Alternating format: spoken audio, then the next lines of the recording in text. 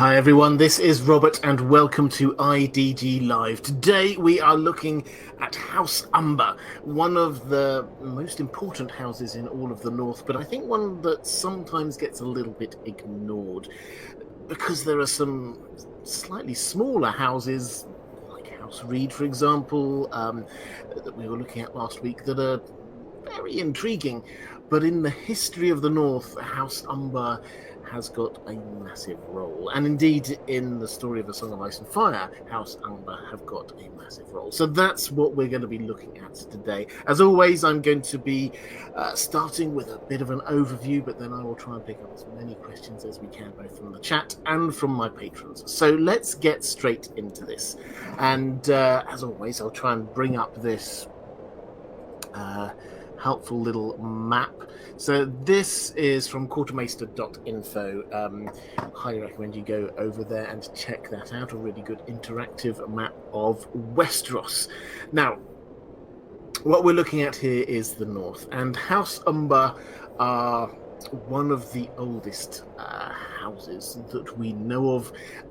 Their exact beginnings are lost in the mists of time, but they are first men. And they have been in the North for a very long time. So long, in fact, that they were one of the original, when there were many, many kingdoms in the North, theirs was one of those kingdoms. Eventually, they were forced to bend the knee to the Starks.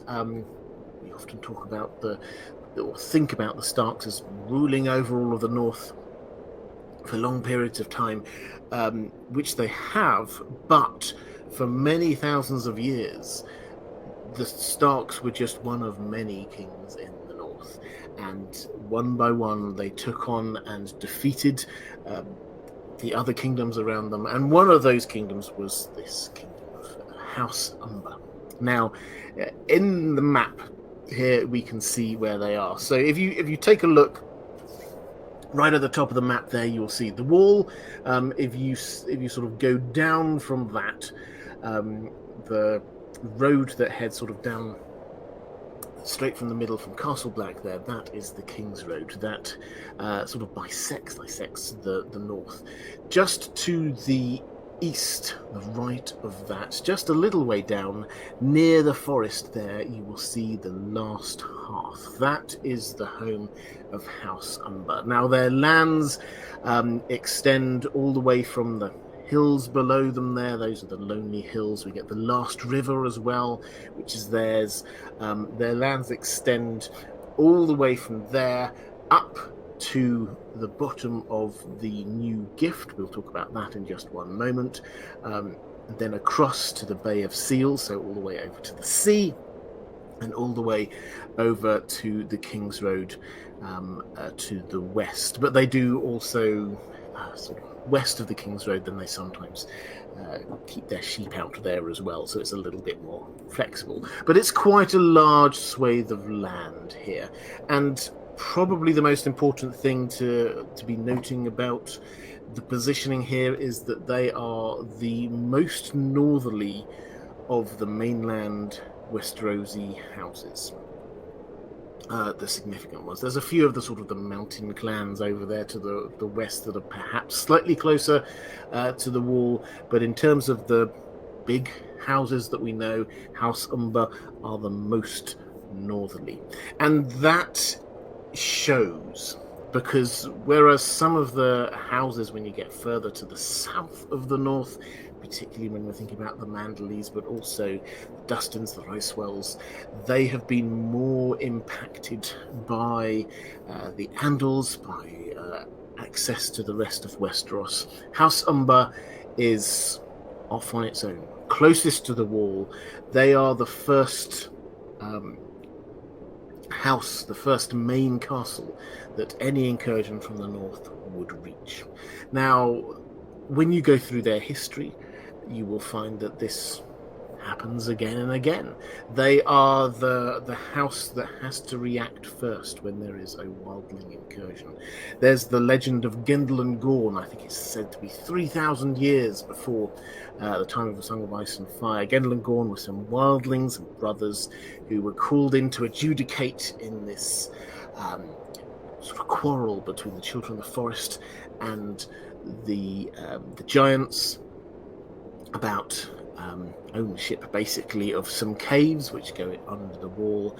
Gendlingorn said, the solution here is nobody gets them. You all leave them alone, and they then took them over themselves, cheating everybody. They led a wildling incursion.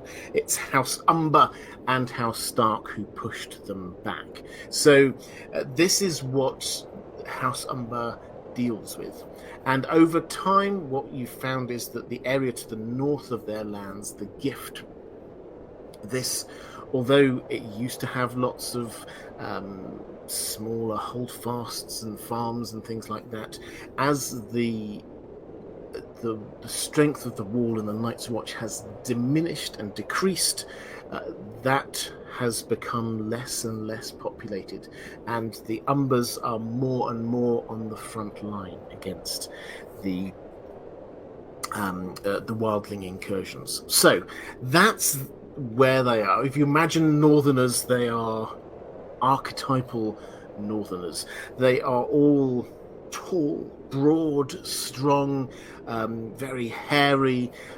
They stick to a lot of the old ways. There are rumors that they stick to some of the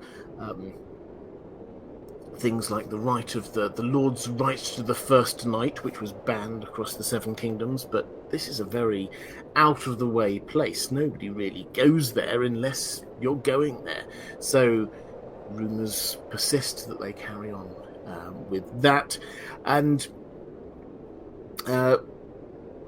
I'll sort of skip to one intriguing moment during the Targaryen reign, which does bring them to the fore a little bit, which is when Queen Alysanne, we've talked about this in a couple of different angles. Queen Alysanne Targaryen, this is as in Jaehaerys and Alysanne, she heads up to the north.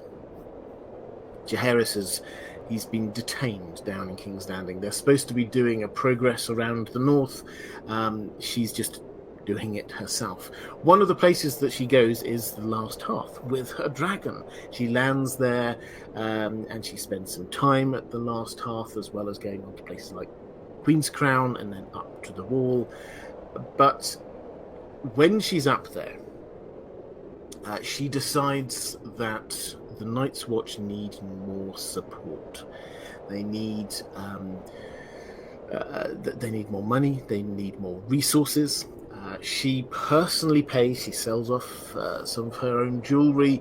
She personally pays for them to get a new castle built on the Wall, and then also she lobbies Jaehaerys, and Jaehaerys basically tells the Starks this is what's going to happen. They need more land to support them, because they had the gift, Brandon's gift, which is the top bit of land which was supporting the Wall. But it was decided they needed another band of land below that. That's what's called the new gift. So the gift is split into two sections. One which is thousands of years old, and another further to the south that was given during the time of the Targaryens. Now, when we normally tell this story, this is told from the perspective of Alysanne and the Night's Watch, and how this did help the Night's Watch in the short term, certainly.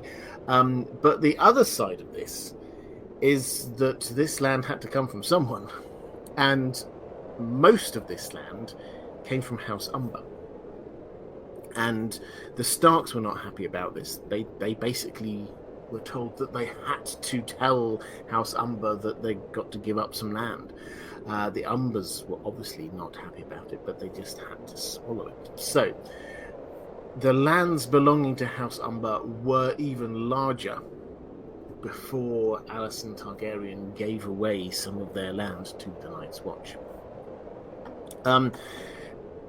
Another incident that perhaps says a lot about how House Umber relates to the wider world is there was once a tourney. During the Targaryen times, there was a tourney at the Last Hearth. This is quite rare in the north. Yes, the very south areas of the north, places like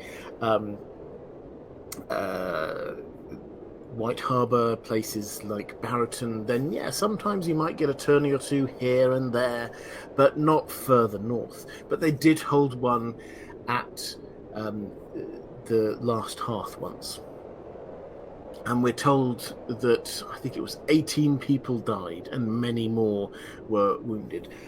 Simply because there are tourney rules, which basically means, yes, sometimes people die in tourneys, but not lots of people. The Umbers just do not grasp this idea of tourney rules.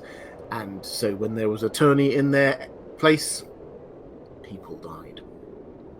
So, moving forward to the story that we have. And the character, he's right behind me there, the character that we most associate with House Umber is Great John Umber. Great John Umber is a fantastic character, larger than life. He is hugely tall. He is, we're told, as tall as Hodor. Hodor is described as being 7 feet tall, or perhaps even a bit taller than that, and twice as broad as Hodor. Great John Umber is a massive human being, and he's got a huge beard, he's got a booming voice, everywhere he goes he is just full of energy. His son, the heir, is called Small John Umber, and this is sort of an in-joke because he's not small. He's about the same size as his father, as it happens. And this is true. This size thing is true for pretty much all of the Umbers. The Umbers are just huge. They're all over 6 foot, some of them up to 7 foot or even taller than that. We'll get onto why that might be a little bit later. But this is what they physically are like. They are imposing, and the kind of people you want on your side. Great John Umber answers the call to arms. When Robb calls the banners, he answers. He, like the other noble lords, the heads of the main houses, when he gets to Winterfell, sort of challenges Robb's authority. The rest, perhaps slightly more subtly, he literally in Robb Stark's own hall pulls a sword on him, and Robb, or rather Grey Wind, Robb's direwolf, jumps on Great John, bites off a couple of his fingers, at which point Robb skillfully, it has to be said, diffuses the situation by saying, surely the only reason why you should be drawing your sword, drawing a blade in my hall, is if you wish to cut my meat for me. And then Great John Umber has been given a way out, because he knows that if he drew a sword in the presence of his liege lord, then probably he should be killed for that. But he accepts this effective hand of friendship, and he says, your meat is tough. At which point, from then on, he becomes Robb Stark, or one of Robb Stark's strongest allies. He is proclaiming that this man here, this is who he's following. Again, I think this is showing a little bit of the character of the Umbers, because Robb had to prove himself. There was nothing here like with the Mandaleys just happily came along because, this is the next. Ned was still alive at this point, but Robb was the heir, and as heir was just basically calling the banners and saying, let's go to war. The Mandaleys happily just came along because this was the Stark Lord telling them what to do. The Umbers, a lot more like the Wildlings. Remember, they're that close to the wall. They're a lot more like the Wildlings. The Wildlings don't just follow somebody who is a king.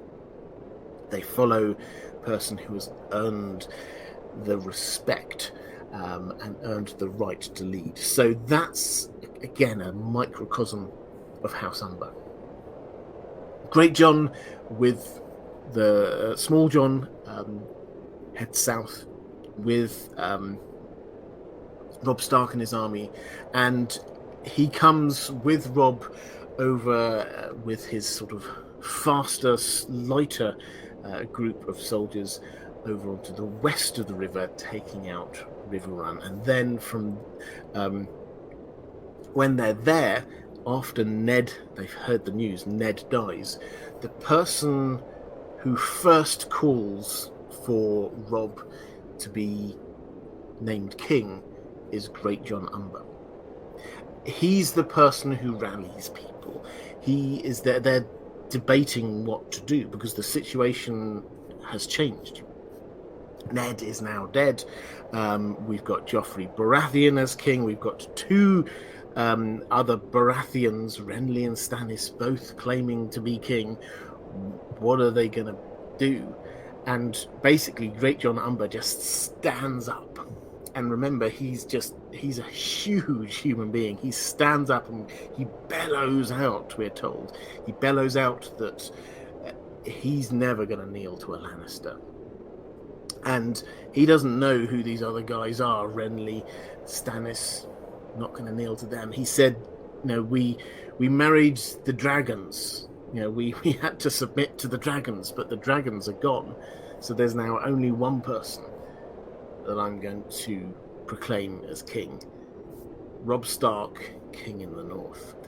He is the person who starts, and he kneels, he lays his sword down before Robb. But for him and that intervention, maybe Robb wouldn't have become king at all. It certainly doesn't seem to have been in Robb's mind, as far as we're aware, that he should declare himself king. But Great John, as showed his own leadership qualities there, following on, Rickard Karstark followed him, shouting out, King in the North. Then Mage Mormont also followed. She, incidentally, I don't think I mentioned this when we were talking about the House Mormont a couple of weeks ago. She shouts out the King of Winter, which is the ancient title. So if you, looking back at this map, if you think about Bear Island, that's the island there off to the west. That's the other most northerly house that we have. It's off of the mainland, so it's on its own island, but it's the other most northerly house. So House Umber are the ones to proclaim the Starks kings, and House Mormont are the ones to try and give them their old title back. Anyway, Great John heads off with Robb into the Westerlands and does quite a few pretty heroic things. We discover he heads off, he captures several gold mines, we're told. And eventually, when they head back, he is there. They get back to River Run after the situation changes again. They get back to River Run and decide, okay, we're going to go up to what will become the Red Wedding and then recapturing the North. He is one of the lords who witnesses Robb Stark's will. He then heads to what will become the Red Wedding, and it's noticeable again. You can see these kind of how people view Great John Umber by what special arrangements they're willing to make. They didn't have, as far as we can tell, the Boltons and the Freys didn't have particular plans for any other individuals, but they did have a particular plan for Great John Umber, because they thought, okay, he is going to be, we can't say he's not going to be in the wedding itself. He will be in that room, and he's going to be incredibly dangerous. So what are we going to do? And so they allocated Merritt Frey, who it's his POV. We discover this from his POV is the epilogue to Storm of Swords.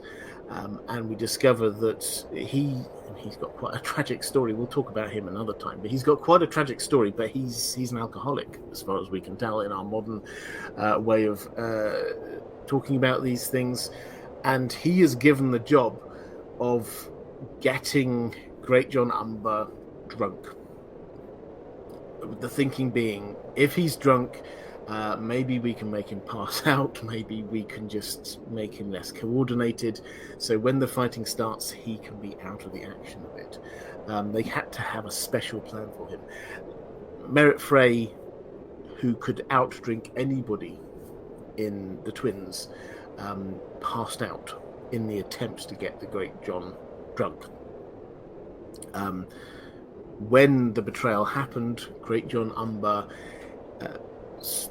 just went crazy, as far as we can tell. It took 8 people to take him down. 8 people on one human holding him down. One of those he killed. Several more of those he managed to injure. But they did finally manage to capture him. Small John Umber leapt to Robb Stark's personal defense, throwing a table over him to protect him from the crossbow bolts that were coming down from above. Small John gets killed. The Great John gets captured and is, as we speak, still a prisoner of the Freys at the Twins. So that's the Great John Umber story. Now, that's the bit of the story that most of us know, but back up at the last hearth, there's more going on. So when the Great John left, we don't know who's next in line after Small John. We're told that Great John Umber had several children, so the implication is that an as yet unnamed other child of his is the heir. However, he left 2 Castellans, his uncles Hothor and Mors Umber, who are really intriguing characters. So he left them in charge. Now, Hothor was known as Whoresbane because he killed a whore, a sex worker, in really quite a gruesome way, it has to be said. Mors was known as Crowfood because one time he fell asleep by the side of the road. A crow thought he was dead and started trying to pick out his eye. He kills the crow, but his eye was lost. And so he now has an eye patch, or sometimes he puts a bit of dragon glass in there. And they're both these old but really strong characters. And the 2 of them we see briefly in the Clash of Kings. They come over, there's a harvest feast in Winterfell, and they talk to Bran about the fact that the wildlings are starting to come down, and they want a fleet. So clearly, what we know as of the main wildling army, Mance Rayder's army, is sort of heading down across land. Some wildlings are getting in boats and just heading down the east coast of Westeros, just trying to escape the others. It's just a hint of what's going on. They get told, you build these with House Manderly. When we're talking about House Manderly, we saw it from their perspective, and from their perspective, they're building a northern fleet upriver with the trees from the forest that surrounds the last hearth. So that's what the fleet was originally built for, to protect the east coast of the north against these wildling attacks, but it may well have other purposes coming up as well. So they head back, but then news comes of the Red Wedding, and House Umber are in an awkward situation because their lord is held prisoner. They absolutely hate the Freys and the Boltons for what has just happened. Their heir, Small John, has been killed. All of their army who went down south has been massacred, and their lord is being held captive. They have to go and bend the knee to Roose Bolton. At which point, we don't see any discussions. We don't know what happened, but they split in 2. The 2 Castellans, Hothor and Mors. And One of them, Hothor, does what House Umber is supposed to do. He goes with, we're told, greybeards, with the old men. Most of the fighting age men had already gone south with Rob, but he goes with a group of the older men to the Boltons, and they arrive, pay homage, they do everything they should. Roose Bolton says, though, he doesn't really trust them, which is probably fair, because the other uncle, Moore's Crowfood, he declares for Stannis, effectively. And whereas Hothor stays in Winterfell when the snows start to fall, Moore's stays just outside Winterfell and starts to engage in what can probably only be called guerrilla warfare. He is just outside Winterfell, so when Theon escapes with what people assume is Arya, he's the one who finds them and takes them to Stannis. But also, he has this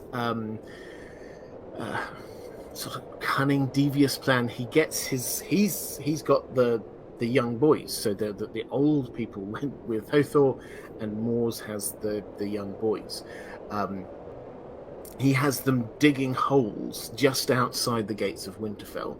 So when the snow comes, the snow covers over these holes. He then gets people blowing horns just outside Winterfell gates, so that the Freys come rushing out, and they can't see that there's massive holes there. They ride over the holes, fall into them.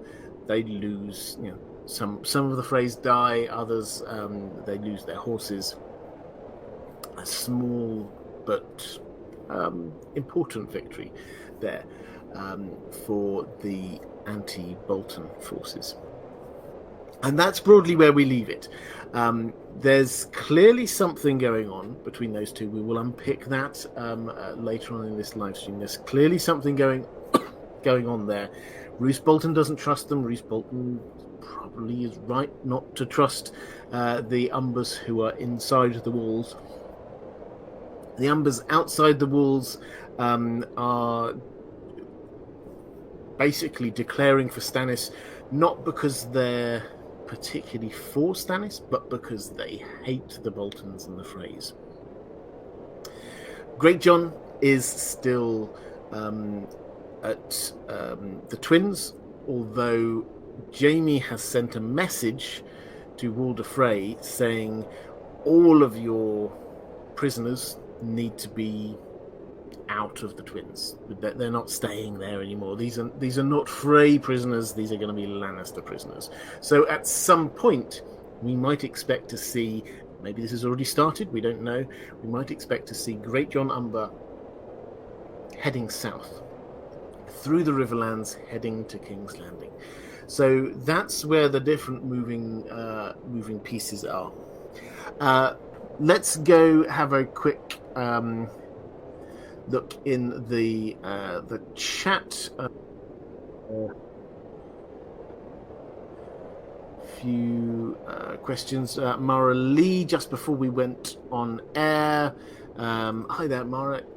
Good to see you. Said, just a show of love and appreciation for the great content, merch, and stories. You and Dan, your handsome dog, are the best and very loved. Thank you very much. You know how much I appreciate your support, Mara. Let's flick through there. I had another couple of questions in the chat if I can find them. Martin S. Saying, good evening, Robert. Do you think the family name Umber is inspired by the southern Middle-earth city with the name Umbar? I think probably not. George R. Martin does take a lot of inspiration from Tolkien and the Lord of the Rings. For northern houses, though, my best guess is there is, in the north of England, there is a big river called the River Humber, and then the area around that is Humberside. So My best guess is that was the inspiration for him. He does, for example, another town, Bolton. So he does definitely look at the map of northern England for inspiration when it comes to what to be naming some of these northern houses. And we also had a question. Catherine Firth saying we never get to see if Ned had a similar moment when young, when he showed his worthiness as a lord that Rob had there. No, that's absolutely true. So we don't see that. I think we have to assume that that's the case. So the earning the respect of House Umber was very important for Rob. And one can only assume that Ned must have had to do that in his own time. John Greenwood with your first super chat. Thank you. Saying, you're the best, Robert. Well, thank you again. What is the Umber's military strength heading into Winds? Do you think they will be a significant part of a Stark resurgence? Military strength... I mean, it's not great now. Basically, as far as we can tell, they put most of their army... all of the sort of proper fighting age men went south with Robb Stark. They died either out in battle or at the Red Wedding. So they've all gone. Now, we can assume that they've probably still got a garrison left at the last hearth, but the two armies, as it were, that's probably overstating what they are. The two armies are of opposing ages. That those with Hothor, with Horsebane inside Winterfell, those are old men, and those with Moors outside Winterfell, those are young men. Now, if you were to sort of pick which do you go with, then I suppose you would say, well, the younger men can only get stronger and more experienced, whereas the older men, we know what they're like in the north in the winter. They're probably not expecting to return home. So, in terms of fighting and their military strength, it's not great. It has to be said. There are plenty of others who have more, like the Manderleys have got quite a good amount of strength left, but no, I don't think we can see them as a significant fighting force. It's their knowledge of combat in the north which is winning for them at the moment. Andrew Kay saying surely Northumberland is part of the inspiration as well, works on numerous levels. Yeah, so Northumberland, sorry, I should also have said that. Good point. Northumberland, if we're talking about the geography of the north, is that Northumbria, that part of England that's right at the very north. So it's Hadrian's Wall sort of actually goes through it. Northumberland, as well as the River Humber, I think that's where the inspiration for the name probably came from. Okay, let's go to Amara a question. Why do you think House Umber's coat of arms is a roaring giant? Is it because it describes the size of the men of the house, or something more? And Dr. D. Bunk also building on this, saying perhaps it's a trickle of giant's blood. Umbers are known to be some of the biggest men in Westeros. Building off the fact that the sigil on the coat of arms is a giant breaking his chains. The Umbers use a defiant giant to represent themselves. Could they be partially descended from a captive giant who broke free from his chains and lived among men in the ancient past? Well, yeah, this is the working assumption. The Umbers are very tall, and there are a lot of tall characters in this world. But it's noticeable, as I said, that the only character that we know who is clearly taller than the Great John, for example, and Small John, is the Mountain, who is freakish. He's 8 foot tall. And all of the Umbers seem to be not just tall, but broad as well. And with big beards, and this idea that perhaps there might be some giant blood mixed in there from a long, long time ago. They're the closest to the wall. This is where the giants were. We know that there's at least one legend where giants were involved, as well as House Umber. So it's possible. The imagery, so the sigil is this giant breaking free from chains. That's what the imagery is. Now, if it was just a giant, that makes sense. But the breaking free from chains really is quite an interesting addition to this, because it does seem to imply someone who was a prisoner who is breaking free. Now, some people have suggested that perhaps, as well as being maybe backward looking to, maybe they did capture a giant once, and then that giant lived among them, but maybe as well as backward looking, it's forward looking, because Great John himself is a bit of a giant, and he currently is in chains. Is he going to escape somehow? Is he going to break free from his bonds? There's I've got questions about this in more detail later, so I won't go too much detail, but I think that the sigil here is interesting, because we know that he is going to be heading, or should be heading, south through the Riverlands, and the amount of sympathetic groups that are there in the Riverlands is huge. We have Lady Stoneheart with the Brotherhood Without Banners. We have the super pack of wolves, Nymeria's super pack of wolves. We've got the Blackfish. We've got the garrison from Riverrun. We've got Brienne. There's so many people who could potentially be there rescuing him, or causing a distraction while he rescues himself. It's an intriguing possibility, and although I suspect this wasn't part of the original plan, George R. R. Martin will have created that thinking. The sigil was described all the way back in book 1. Probably he hadn't thought of Great John Umber breaking free from his chains at that point. Maybe he had, who knows. But he definitely was thinking about it in a backwards sense. So giants, they are giants, and they figuratively and perhaps literally have a little bit of giant blood in them.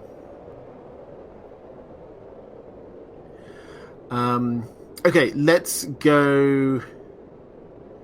Catherine Firsteth saying giant blood is said about Hodor as well. Yes, it is, although with Hodor, the implication is that perhaps this was Sir Duncan the Tall, was his ancestor. That's an entirely different rabbit hole to go down, but that's the suggestion, because there's another. There's 2 other characters who potentially are also Dunk's descendants. One is Brienne, and the other is Small Paul at the Wall, who is nothing. Who's not small. Again, this is a joke, like the Small John. He is massive. And both of those 2 characters are described at various points as being thick as a castle wall, which, for those who've read Duncan Egg, will know this is quite a heavy hint. Okay, let's go to Jay saying, can you discuss the history that we know about the last half? Yeah, I'm very happy to. But the short answer is we don't know huge amounts. We know that this was their castle. So it's described as a castle. and we know that this was their castle when they were kings. When they were kings of their own kingdom up there, then this was their home base. We know it's very far north, so it's very cold, but it is it's in a forest. So not like the map I showed you a little bit earlier, where it was sort of just off to one side of the forest. It's actually in a forest, which I suspect is useful both for protecting against cold northerly winds, but also that far north, it will be very cold, and they will need a lot of wood to burn to get through those cold winter evenings. So it's clearly quite a strategic decision to be there. It's also noticeably not on the King's Road, nor, as far as we can tell, is it on a river. This is out of the way. This is not somewhere that you're going to unless you actually are going there. You don't pass by. If you're going from Winterfell up to the Wall, you will still be passing miles and miles away from the last hearth. So that's largely all we know. It's a strong castle, and the Umbers obviously know how to defend it. Jon, when the suggestion comes up that Stannis might attack the last hearth, Jon is very keen to talk him out of it. The reason there being that the Boltons had sent their letters out saying everybody now has to sort of bend the knee to us, but at the same time Stannis had done the same and said everybody has to bend the knee to us, and he gets a variety of rather fun replies. We talked about the one that we get from House Mormont, but the Umber one is basically sort of hedging its bets, as we know. Yeah, some of us are going to go over and bend the knee to House Bolton, but some other of us will come and support you. So this was seen by Stannis loyalists as being not fully throwing the weight of the house behind Stannis. So maybe he should, as it's quite close, maybe he should go and pay it a lesson. And Jon very quickly says, that's not a good idea. House Umber is also, incidentally, one of the houses that Jon also mentions in particular as a house who you would lose their support if you started burning weirwood trees. Melisandre at the Wall is very keen to burn weirwood trees. This is something that she really, really wants to do. Jon is offered to be Lord of Winterfell, basically in exchange for burning the Winterfell weirwood tree. She wants to go, when they go to any new place, she wants to be burning weirwood trees, and Jon basically says to Stannis, if you start doing this, then some northern houses you will never get on your side, and House Umber is one of the ones that he names, which I think has to show, again, this is just like, it's a show not tell, but it has to show that they are more about the worship of the old gods than many of the other northern families, more than the Boltons say, or the Carstocks. The Umbers are very far north, and they are very connected with the old ways of being First Men.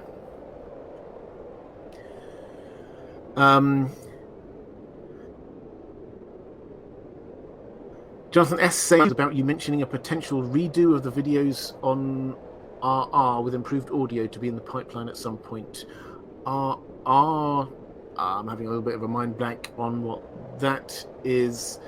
But yeah, just so in terms of redoing videos, this is a sort of a long-term plan I have. I'm not cutting down on the amount of it. In fact, I've increased the amount of normal videos I'm making, but I'm also wanting to go back to some of the older videos that I've done and redo them, partly because we've got new information, or maybe I've changed my mind a little bit, partly also because they I'm better at making videos these days. They will look a lot better.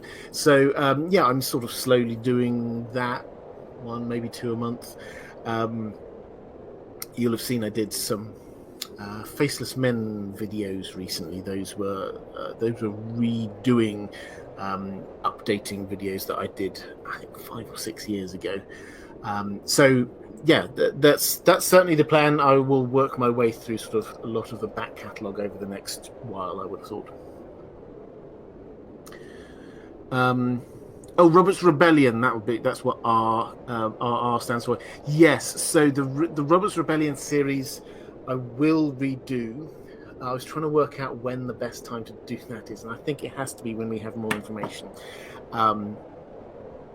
And your guess is as good as mine as to when the Winds of Winter might come out, but I've still got hopes for the stage play, which we got an update from George R. R. Martin, I don't know, 6 months ago or something like that. It's got a name now. It's called The Iron Throne, and this is a stage play about the turning at Harrenhal. Now, surely we will get some extra bits of information there. So probably my Robert's Rebellion series I will redo after we've had that stage play, which he seemed quite bullish about when it was going to come out. He basically said, well, it might even come out as soon as, well, I don't want to say a date, I don't want to tempt fate,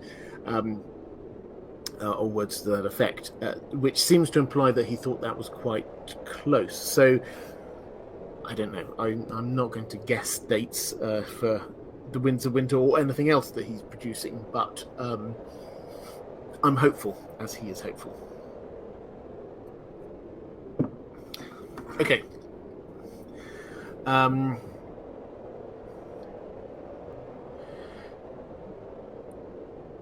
So Luna Cascade asking who the Umber women, wives, daughters, etc. are.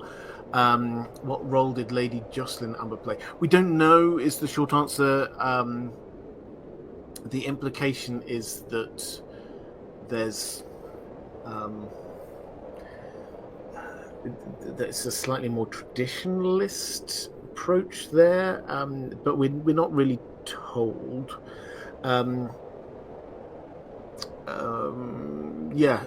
think the short answer is that we're not told. We know who the Lord was. We know who the Lord's son and heir was. We know who his two uncles were. We might know names of a couple of Umber women, but we're not told huge amounts of detail about them.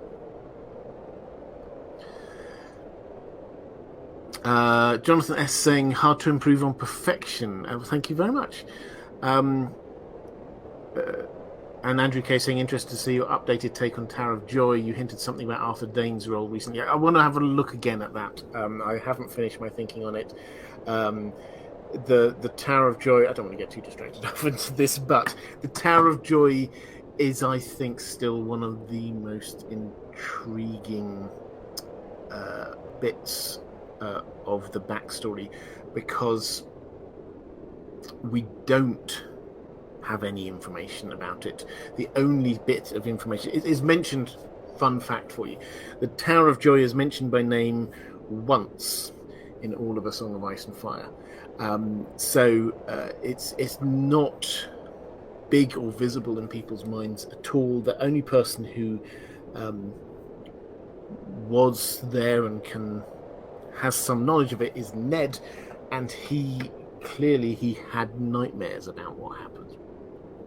So it's clearly important, but we just don't have huge amounts of information, which is why the stage play, and this is why I've got the so many high hopes for the stage play, is that yes, I'm hoping that maybe it'll tell us a few more details about things like the Night of the Laughing Tree and mysteries along those lines, but also it will tell us about the characters of who these people are. Someone like Arthur Dane is a mystery. Now, he was a great knight, he was apparently quite noble, he was besties with Rhaegar, but what more do we actually know about him and his character?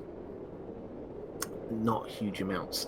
So that's one of the things that I'm really looking forward to. And George R. R. Martin, just so you're aware, he's not the lead writer on this. There are other writers who are there, but he is actively involved. And so what comes from that,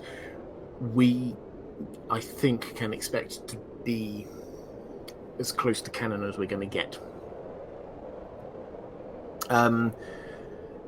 Right, let's go. Or just to finishing off that, Andrew K saying, I'd be shocked if the stage play came out before the Winds of Winter with some potential crossover reveals, but we will see. Yeah, I'd always thought the same. But George R. R. Martin's progress on the Winds of Winter is being very slow at the moment. So I suspect that he's going to be left with the situation of, do you want to go ahead with this now, or just wait for an indefinite period of time until that book has come out? And I think in that situation, probably they could, and there are several notable examples in theatre history where they made everybody swear not to reveal the secrets and things like that. So I think that's probably where they're going to be going with it. Right. Nicole Stewart from my patrons saying, hi Robert, why did Rob choose Roose Bolton over Great John Umber to lead his second host? How would events change if it was the Great John that was put in command? This is a really interesting question, because this is a plot point. Rob comes up with his plan at Moat Cailin. His plan is that he's going to have he's splitting his forces into two. His infantry, the bulk of his army, is heading down the King's Road towards Tywin Lannister's main force. He's going to have a smaller, swifter group which is going to get across the river and head down and relieve Riverrun. And the idea is that they're going to try and do that stealthily, so that the Jaime's force there does not know that they're coming. And splitting his force into two obviously means he has to choose a commander for the force that he's not in. He's decided he's going in the fast-moving ones, heading off to relieve Riverrun. So who's he going to put in charge of the main force of infantry? And we have this basically a war council, and we see this from Kat's perspective. And after that's over, she comes in and she's talking to Rob, and she's trying to sort of if we're being nice to her, she's trying to coach him. He's only 15 at the time, and he's having to make some really big and important strategic decisions. And she asks him questions about his plan, and she's clever. George R. R. Martin writes her as a very clever character. And she says, what are you going to do? I'll split the armies into two. Who are you going to choose as being the commander of the other army, the infantry? And he says, I'm thinking I'm going to go with Great John Umber. And we hear her thoughts, which is, this is his first misstep. He's done everything right so far until this moment when he's decided he wants the Great John to be leading that army. And she says, why? And he says, because he's fearless. He's also loyal. He's been ever since he challenged Rob's authority, he's been the most vociferously loyal to Robb Stark out of all of his bannermen. Because he's fearless, he says.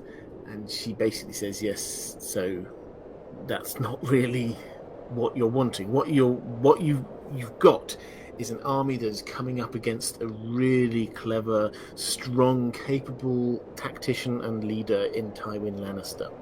You don't want somebody who's just fearless and will just charge at him with the army. We want somebody who is cautious and somebody who is clever. And Robb she's obviously leading him here. Rob goes, okay, so that's Roose Bolton, not Great John Umber. And she basically says yes. So that's how it ended up being Roose who was in charge of that army, rather than the Great John. So what would have happened? These kind of what-if questions are fascinating. The truth that when you look at that battle, the Battle of the Green Fork, the two armies, from Tywin's perspective, because we see this, Tyrion comes into the camp and he talks to his father and he learns the battle plan.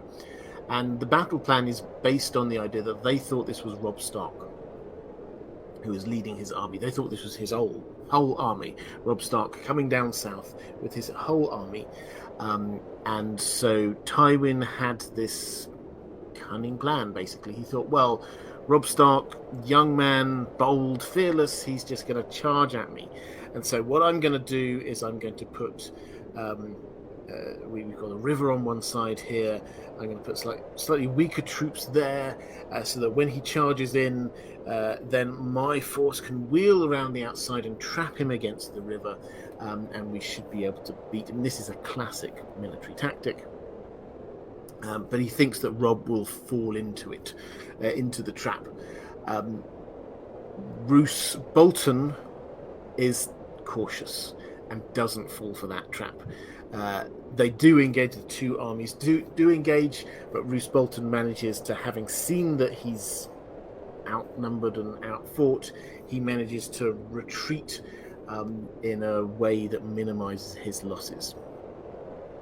And Tywin is there just sort of basically like, because this, I wasn't expecting that. I was expecting Robb to be here, and he's starting to figure out there's something going wrong. There's something that doesn't quite add up. Now, what if Great John Umber had been in charge? Well, I think the implication from what we've seen and heard is that he would have done exactly what Tywin Lannister wanted him to do, which is just charge at the enemy. He would have got himself trapped, and they would have taken huge losses. So, might he have managed to escape? Would he have even tried to escape? Would he have just carried on fighting? I think in any event, that would have been a greater loss for the North. Now, Robb would still have, I'm sure, won the Battle of the Whispering Wood, Battle of the Camps outside River Run. He would have still relieved River Run. But Tywin would have won that battle over on the other bank. And that would have left him, possibly, if the northern force there had been completely routed, possibly with a clean run up to the north.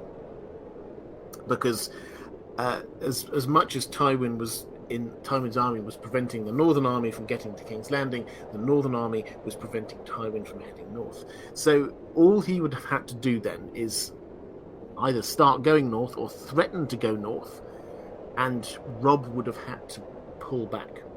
He would have not been able to do all of his campaign off into the west. He would have had to come back and try and engage or cut off Tywin's forces. And so the whole shape of the war would have changed completely. Robb maybe he would have been declared King of the North, but he would have had to retreat back up to the north, try and hold on to River Run and some of the south, perhaps in the Riverlands, but he certainly wouldn't have been in the situation he was. He wouldn't have met his future wife. The Red Wedding wouldn't have happened like that. The whole situation would have been very, very different. So, yeah, this was quite a fateful decision, and it probably shifted the way that the entire war happened after that. Stephanie Lash, thank you so much, saying, love your work, Robert. Thank you. It animates my weekly baking. I hope the baking's going well today. Question, what were some of your biggest surprises as you have reread this story? About House Umber in particular, I will take biggest surprises about House Umber. I mean, I don't think I had any new surprises about House Umber, but I think that as an emphasis, this idea that they are, and we'll come on to this in detail, that House Umber are playing a clever game to get the Boltons out is really wonderful. As we're picking through these northern houses, one of the things I'm hoping that you're identifying is the way that the northern houses, we sometimes talk about the Great Northern Conspiracy, of how the northern houses are going to get rid of House Bolton and reinstate the Starks and accept Stannis as the king. The truth is that it's not as coordinated as that.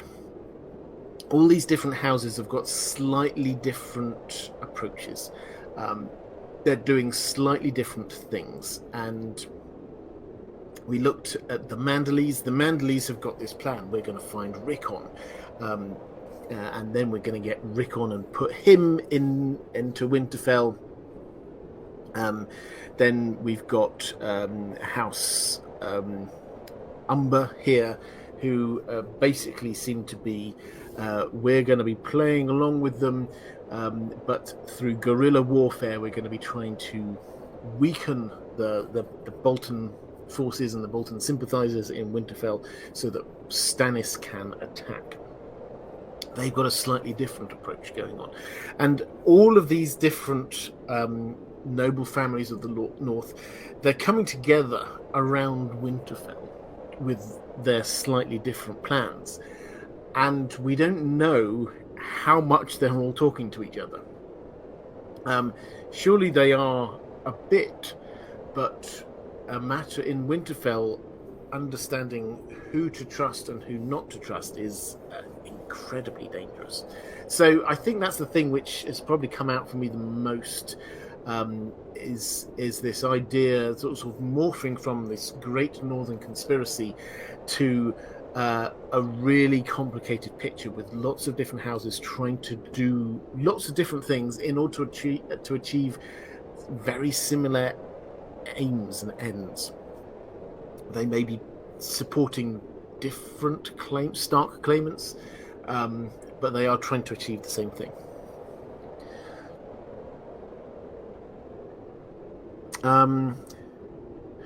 Let's go to question from Jay saying, hey Robert, did the phrase hold Great John captive so that House Umber would be forced to bend the knee to the Boltons, or was it something else they had in mind? Yes, I think that's exactly what the plan is. And let's not forget that the Red Wedding, we often think of this as being the Freys masterminding all of this. And obviously the Freys were hugely involved, but the Boltons have as much, if not more, of a say here. You get that scene in the chapter, the Red Wedding chapter, in A Storm of Swords. You get, from Kat's perspective, we see this. You get a short speech given by Roose Bolton. And Kat, again, as I say, she's written as a clever, perceptive character. Roose Bolton gives this short speech where he's saying all the right things, but then noticeably mentions the fact that currently Big Walder and Little Walder Frey are in the Dreadfort. House Bolton has them.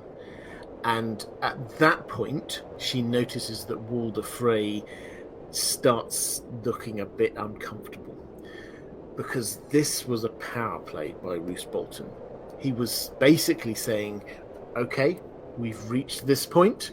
I am now reminding you, Walder Frey, that you're going to go through with what we agreed, and if you don't, I've got your family, and I'm holding them hostage. So that's the kind of the feel that we've got going on between the Boltons and the Freys. Now, were they then holding the Great John captive? Yes. I think that they would have held more captive rather than killed them if they could. But they had to kill Robb Stark in order for the plan to work, to get the Lannisters on side, because that was the whole point, was that they needed the Lannisters to support them, or support the Boltons. Let's be clear, the big winners in this are the Boltons, who become Wardens of the North. And in order to do that, they needed to kill Robb, also Grey Wind, of course, and Cat, although they could have kept Cat prisoner. The fact that they kept Great John Umber as a prisoner, this was a specific decision. They could have just killed him. He took people down. He had to be wrestled down. As I say, it was 8 people eventually it took to wrestle him down. The easiest thing would have been to actually kill him. They had so many crossbowmen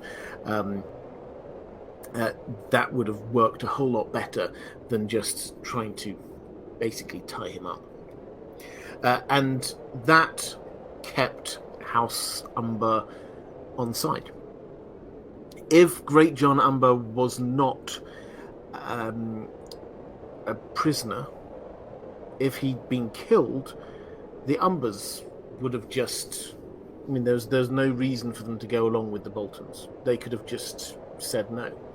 And this, you'll find, is the same with the Manderleys. This was not just a let's pick on the Umbers. The Manderleys also, their heir had been held as a hostage by the Lannisters. They had to play nice until they could get their heir back. So the use of hostages was a well-worn tactic in Westeros, and this, yes, very specific. We're going to get the Umbers on side by making sure we keep Great John Umber. Right. Yeah, Northern Tommy saying, also seems very short-sighted to kill Cat when she could have been a hostage. I guess they didn't really need too many hostages. I'm confusing myself. So the Starks, the idea was just to get rid of them. Cat, yes, they could have kept her as a hostage, but she was not playing nice in the Red Wedding. So there's also a sort of a personal thing there. You'll see with the House Frey is that Cat's body, the reason why she got washed up, why she got found, was because they wanted to mock her by giving her a sort of a sham of a House Tully funeral rite. We know the funeral rites of House Tully. We've seen it. You put them in a boat. You push the boat down the river. You burn the boat. That's what it is. But they were just like, no, this is just like a fish. We'll just throw her into the river. That was them mocking her, because the phrase... or actually taking a step back, the Tullys are relatively recent lords of the Riverlands. Now, when they used to be, when Aegon's invasion happened, the kings of the Riverlands, the Isles and the Rivers, this was King Harren the Black. He built Harrenhal. He was the strongest there in the Riverlands, and then when he died, Aegon obviously had to decide, who is it I'm going to make the new Lord Paramount of the Riverlands. and he could look around, and he decided that he was going to make the family he thought would be most loyal in charge, which is the Tullys, because they had been the first to bend the knee to him. Now, the River Lords had never really got over this, because the House Tully wasn't the richest, it wasn't the oldest, it wasn't the most honourable, it wasn't the most powerful. It just happened to be in the right place at the right time. And there were plenty of houses in the Riverlands that felt that they should have been next in line. And the Freys, although they are a relatively recent house themselves, are one of the richest houses in the Riverlands. And they definitely felt that the Tullys probably are not deserving of as much respect as you might think. So there's and added to which, Hoster Tully and Walder Frey, not much love lost. They made up nicknames for each other, rather derogatory ones. So this is a personal thing. That's why they killed Cat, I think. Martin S., what do you think Jon Snow's opinion of Catelyn Tully or Stark was? What do you think Jon Snow's opinion of Davos Seaworth was? Well, Cat, moving a little bit away from the Umbers here, but so Cat really didn't like Jon because she saw him as her husband's bastard, who she had absolutely no problem with. Actually, she had no problem with her husband having a bastard son from the war. They literally only, her and Ned had literally only just met, and lots of lords had bastard children around. She just wanted him to pay for his upkeep and keep him away from her children. But Ned didn't. He brought him into Winterfell and raised him like he's, alongside his children that he had with Cat. So she hated Jon right from the start. Jon, he never seems to hate her back, but obviously he's very wary of her, and there's no love there. I think he respected her, but definitely no real love. In terms of his opinion of Davos Seaworth, I would have to have a look at that again. I have to admit that nothing immediately comes to mind, but he is the kind of person that you think Jon probably would like, because he's very open, very straightforward, very honest, and Jon can be too.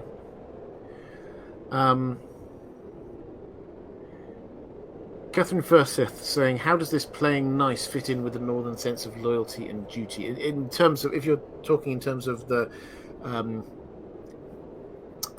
families, the noble families that are there, pretending to battle, actually bending the knee to the Boltons, but in secret plotting against them. How does that fit with these kind of loyalty? They see that they've got a loyalty to House Stark. I think that's how this all works. The Boltons are not really their lords, so they are obeying their first loyalty in that, and their family ties are hugely strong, and so they're being forced into this not just by strength of arms. If this was just strength of arms, I suspect that Manderlys and the Umbers and others would just say no, but it's their family who have been held prisoner.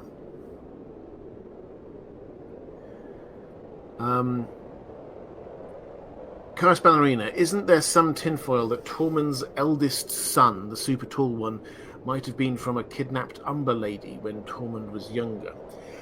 Yes, I think so.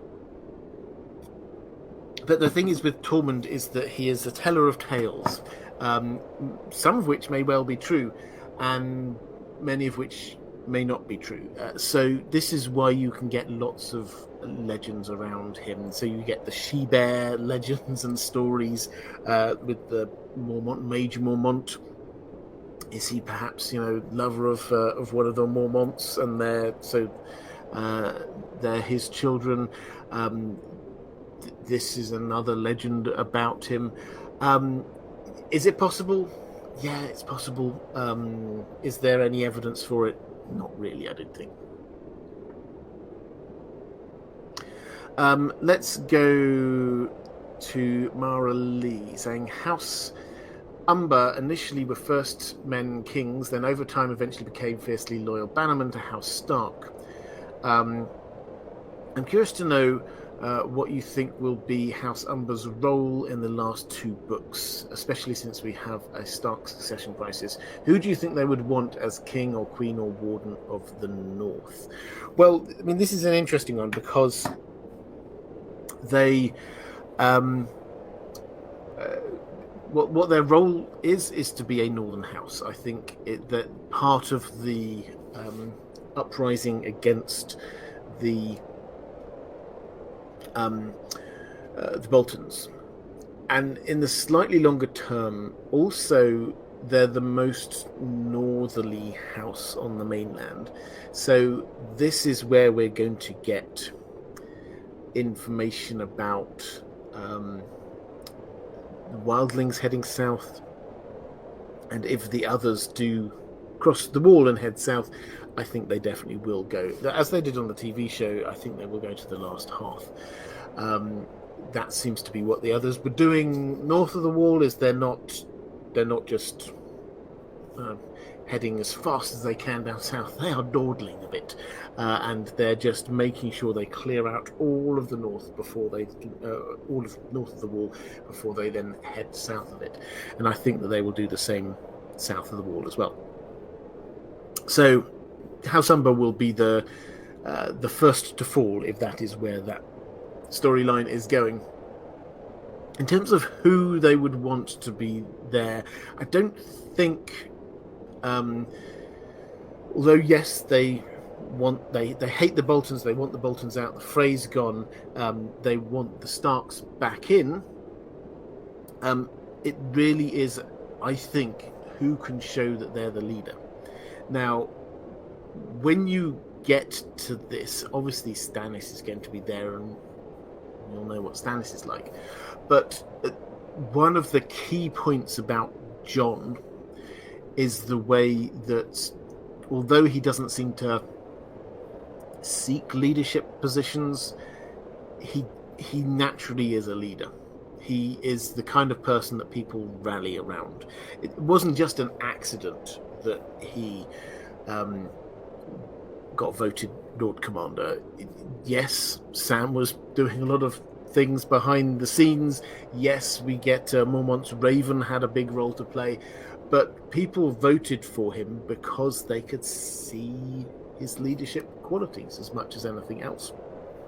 Those last couple of chapters, Jon's chapters, it's I've just finished my very slow read-listen through Storm of Swords, and it's noticeable that those last couple of chapters, when Jon is at Castle Black just before he gets made Lord Commander, the Alistair Thorne and Jenna Slint come across from Eastwatch and basically take control of Castle Black away from Jon, because he's been made de facto the head of the defense of Castle Black when the wildlings were attacking. Jon Snow, the wall is yours. People were saying this to him. He was the leader. Alistair Thorne, Jenna Slint come in, and they hate him, and they immediately depose him. And what does Jon do? He goes to the practice yard and he teaches people how to fight, because he's been castle trained. He's there teaching people. He is taking on a leadership role without even thinking that this is what he's doing. He is taking on a leadership role amongst those people who then later vote for him. We're shown this, that the people there who need to learn how to fight, he trains, he takes on, he just does what he does naturally, and people treat him as a leader. And I think if we're taking the Umbers as being this family who, more than most in the North, will not just be bowing the knee to somebody because they've got the name Stark, they will bow the knee to somebody who they see has proven their worth. I think we will see Jon Snow prove his worth to them, and I think that they would follow him. Okay, let's go to a question from Travis saying, "Hello Robert, happy Thursday, and to you too. To what extent do you think House Umber is involved in the conspiracy to undermine House Bolton? There isn't much, but the two lines of evidence I see are: 1, Theon seeing Thor talking quietly, dare I say, conspiring with Harwood Stout, and 2, Mors and Hothor splitting House Umber when those two have previously seemed aligned. Roose himself states that the Umbers may seem simple, but they are not without a certain low cunning." Okay, so what are they actually doing? Are they involved in this conspiracy? So Theon does see, and Theon he's our eyes and ears in Winterfell during this period. He's not always the best of witnesses, but he certainly sees Horsebane talking to this other lord, this guy called Harwood Stout, who we don't really. I mean, House Stout is down one of the vassals of Marbury Dustin, House Dustin. Now they're sort of talking in soft voices, conspiring. The situation we have in Winterfell, as I said, it's very complex because the Boltons are clearly in charge. They've got a lot of Freys up there with them who are clearly on their side as well. Then you get lots of other northern houses who've all, for various reasons, come to either bend the knee or to show their support, or because they've been ordered to. We get the Ricewells, the Dustins, we get the Manderleys, we got the Umbers as well, and lots of other random houses out there. And it's as if they're all just trying to feel out where people are, because everyone is pretending to be loyal to the Boltons, because they have to pretend to be loyal to the Boltons. But you're right, I think that this is a hint. The fact that they're sort of conspiring, talking, these two people, does seem to imply that they're just trying to suss out what's going on. The fact that Hothor and Mors have split House Umber, and yet we don't hear of there being a big rift between them two, does seem to imply that they're on the same team, but they're doing the minimum that they have to do to show support for the Boltons in order to make sure that the Great John is safe and okay. But Mors is clearly outside undermining the Boltons. This does, and somebody asked me, let me just quickly check, asked me, Tazta, saying, what's your favourite theory that involves House Umber? My favourite theory, this is connected in with this question about what's going on in Winterfell. My favourite theory is the snowmen theory. Now, I don't know if you've come across this, but this is something Theon notices, is that on the inner curtain wall, there are two curtain walls that go around the outside of Winterfell, and the inner curtain wall is the higher one. In the inner curtain wall, there are some snowmen being built by some I can't remember what exactly they're they're called squires and the like, basically, is the implication. There are some more snowmen being built. There's lots of snow. There's some more snowmen being built down in sort of the courtyards and places like that. But there's a noticeable thing about these snowmen, which is that these aren't just snowmen. They have been put up onto the ramparts so they can be seen, obviously, from outside as well as inside. And they have been made very clearly to look like specific nobles. Now, one of them is Lord Wyman Manderley, who is a rather rotund gentleman. Lord Too Fat to Sit a Horse, he is called. So he is made in detail. Another is House Umber himself. He's got this very exaggerated, huge beard that's there.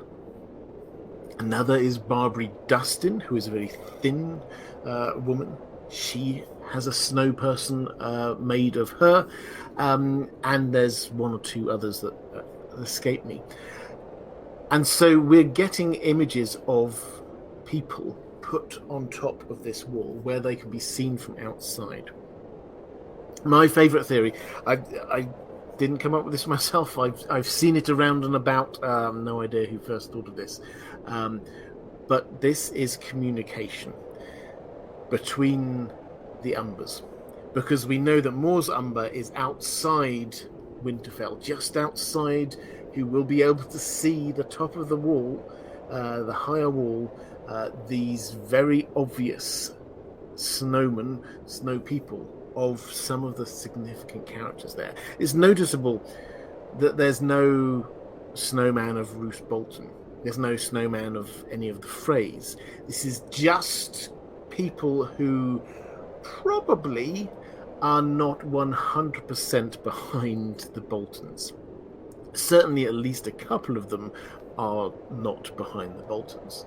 So, if we were to work on that, I think, reasonable assumption that the brothers, the Umber brothers, decided to split their forces. One was going to be inside Winterfell, one was going to be outside Winterfell. They needed to be able to communicate with each other. What's the fundamental thing they needed to be able to understand is who is on our side.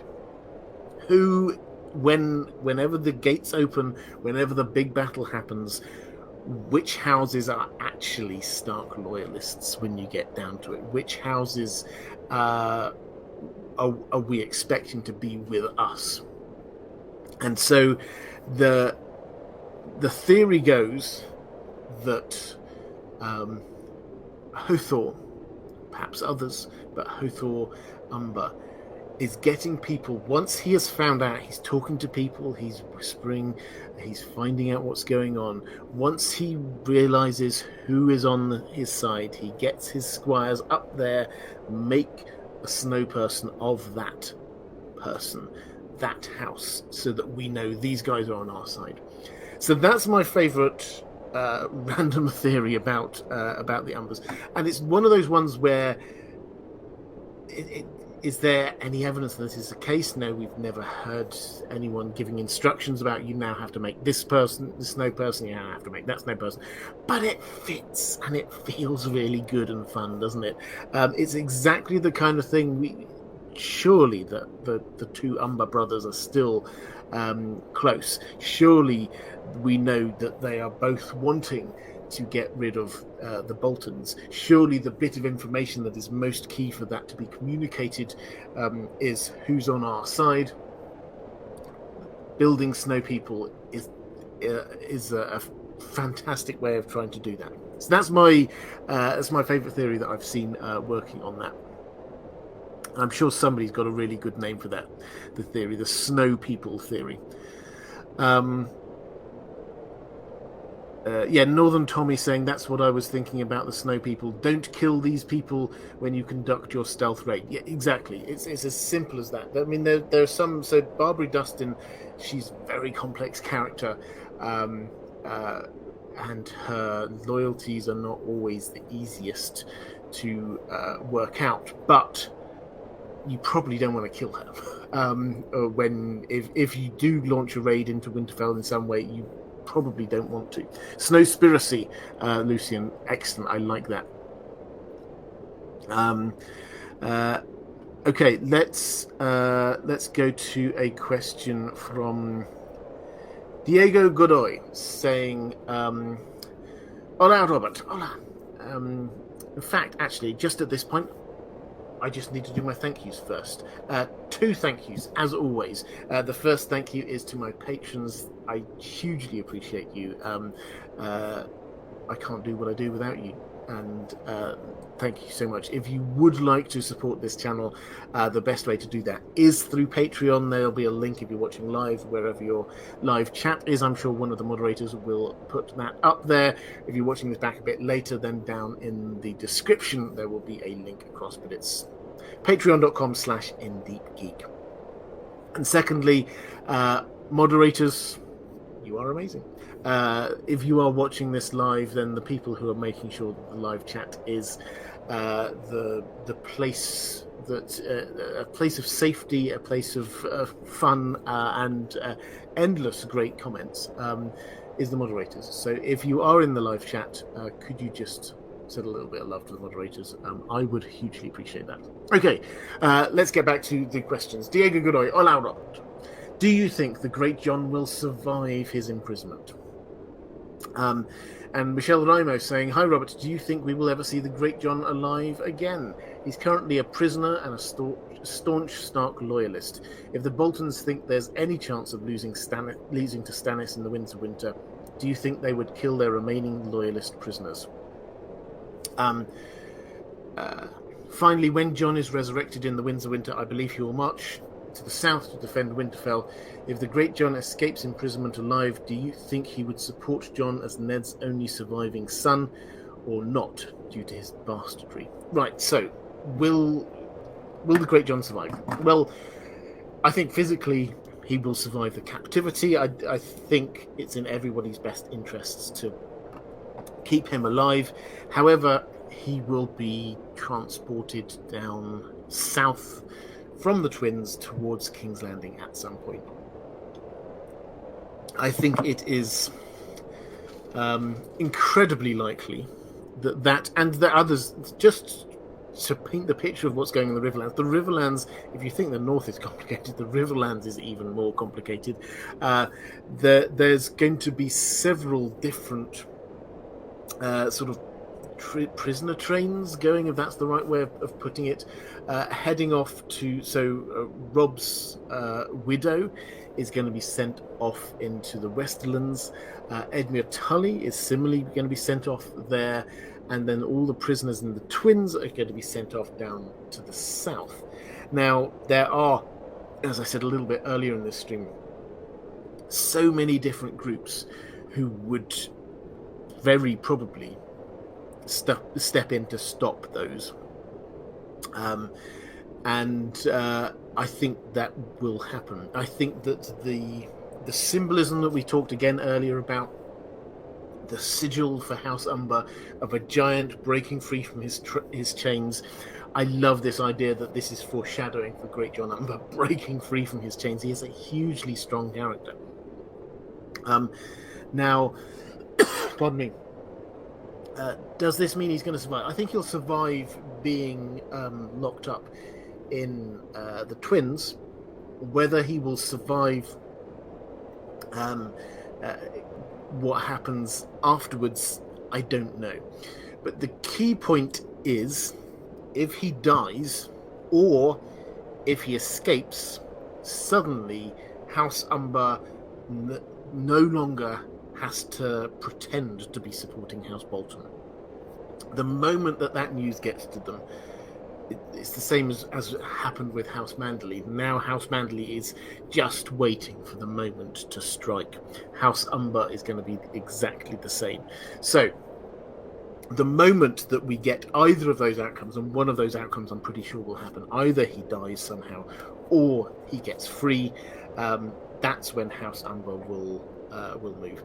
The thing is that he's now very far south, it has to be said. He's at the Twins, so he's not in the north. He's gonna head south from there, and probably if his sort of prisoner train does get ambushed at some point, then he will find himself some point in the Middle Riverlands, perhaps. That's a long way south. It would take him months to travel all the way back up north again, which isn't to say that he wouldn't. But that's a very long journey all the way that far north. Will the Great John support Jon Snow as Ned's only surviving son, or not, due to his bastardry? So, Great John Umber is a witness to Robb's will. I've got a video coming out, maybe even tomorrow, on Robb's will, because it's fascinating what that whole little kind of subplot, really. I'll give you a flavour, because I always spoil my own videos before they come out. But basically, Robb, before the Red Wedding, he suddenly realised that he was in this problem that nobody knew if he died, who was going to take over, who was going to be king after him. Because as far as he was aware, Bran and Rickon are dead. Arya has gone missing and he thinks is dead. And Sansa is now married to the Lannisters, married to Tyrion. And this, everybody knew, this is Tywin's cunning plan to get Winterfell, is to, if Tyrion and Sansa have children, then they have a claim to Winterfell. So what Robb needed to do was to take Sansa out of the line of succession and then say, who am I going to have as my heir? Now, we don't see it actually written down, but it's 99% certain and clear that he chooses Jon. He chooses that in order to make Jon his heir, he has to legitimize him first, and then make him his heir. So that's what his will says. And the Great Jon knows this. He didn't object to it at the time. And so Jon is no longer a bastard in the eyes of the law. He has been legitimized by a king, King Robb.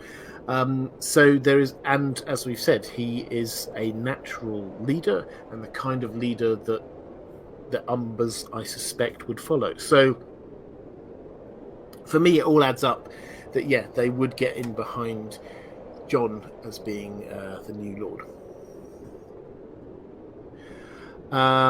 Darius Hutchinson saying, will the Tullys take over the twins after the Red Wedding 2.0?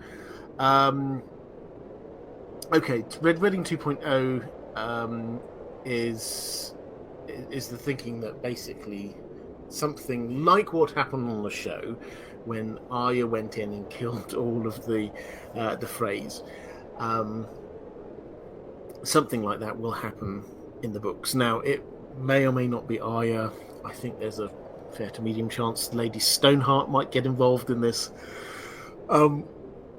So, would the Tullys take it over? I mean, I don't know whether... I mean, they would take it over, but whether they would actually be ruling it themselves from there, I don't know. It doesn't... I mean, it's strategically important, so they would put somebody there, but who is a different matter. Actually, this is the kind of thing that maybe the chat might have a few ideas about. I'll read out some of the best ideas. But if we do get some sort of Red Wedding 2.0, if the twins do come back into Tully Stark control in some way, who should be left there? Who should be left there in charge? Let me know in the chat. Weirwoodnet just saying a thank you to you and the mods. Thank you. I appreciate that. And Andrew K saying we've seen these legitimization decrees and offers. Robb likely offers it, as does Stannis to Jon. Maester Aemon was offered it. But have any actually come to fruition in the histories? Oh, that's a good question. So, well, legitimization, I mean, the biggest legitimization obviously was Aegon IV, who on his deathbed he legitimized all of his great masters, and that caused no manner of problems. This led in many ways to the Blackfire rebellions. So yes, we do see this happen sometimes, but not always with a good outcome. Actually, this just thinking about Rob's will, that's one of the arguments that Kat comes up with for not doing it with Jon, not legitimizing Jon. She says, look, the Blackfires, Daemon Blackfire got legitimized, and look how many years that caused problems for the Seven Kingdoms. This is what happens. Let's go to Curse Ballerina. Do you think his championing of the free folk will harm Jon's reputation with the Umbers? Yeah, that's a really good point, actually. So the Umbers, we haven't really emphasized this. I mean, we've sort of mentioned it a bit, but the Umbers, out of all of the northern households, with the possible exceptions, I suppose, of the Mormonts, come into contact with the wildlings on a semi-regular basis. Now, they have a very close personal issue. So Moore's Umber, Crowfood, his daughter was taken in a raid by the wildlings. He seriously hates the wildlings because of this, and the Umbers generally do. They raised, this was the issue they raised when they came across Hawthorne and Moors, the fact that the wildlings were starting to attack. This is why they wanted a navy. The wildlings are coming south. Something has to be done. So they really don't like the wildlings. Jon has allowed the wildlings in, but it's probably worth pointing out that first of all, the Umbers are not really aware of everything that's been going on at the wall. This is in time of winter. Messages it's really hard to be communicating across distances. We know what happened at the wall, but they don't really know all that happened at the wall. And the people who came through, you can blame Stannis as much as you can Jon. Yes, Jon was Lord Commander and kind of allowed it, but Stannis was the person calling the shots, saying they can come in as long as they bend the knee to me. What Jon did was he then said, okay, the wildlings, you can go off and you can man the abandoned castles on the wall. That's where you can go. And so he's not actually sending them south, which I think was the implication that happened on the TV show, but he's actually mostly keeping them at the wall.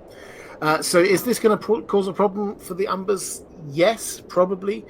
But what we have to see at some point in the Winds of Winter is this shift from worrying about who's being lord and this house and that house to, hang on a moment, there's an existential threat coming from the north. The others are on their way. And House Umber, as well as being the house that has the most contact with the wildlings, also they are the closest to the wall, and they will be the people who first understand about in the south of the wall, first understand about the others, not the Night's Watch after the Night's Watch. So yes, in the short term, but in the medium term, no, I think everything will pale into insignificance compared to the threat from the others.